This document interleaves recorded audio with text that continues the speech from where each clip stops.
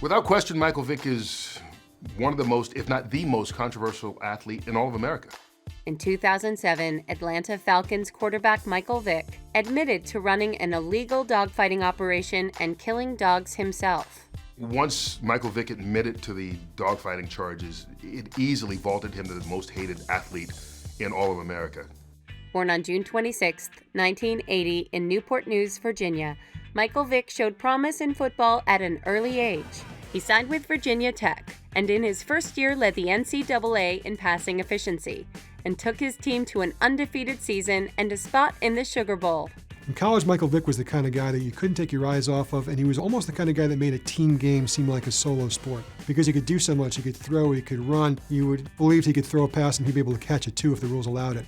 After his sophomore season, Vick was selected first by the Atlanta Falcons in the 2001 draft, signing a 6-year contract worth $62 million. During his time with Atlanta, Vick turned the team into division contenders, was selected to the Pro Bowl 3 times, and in 2006 became the first quarterback ever to rush for 1,000 yards in a single season. Watching Michael Vick play in the NFL was electrifying. He would make teams just look silly. He was so fast and did things in a way that no other player before him had done.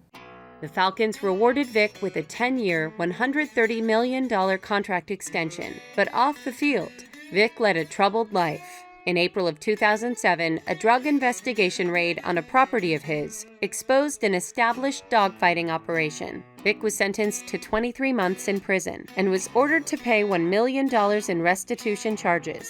The NFL suspended him indefinitely, and sponsors including Nike, EA Sports, and Coca-Cola distanced themselves.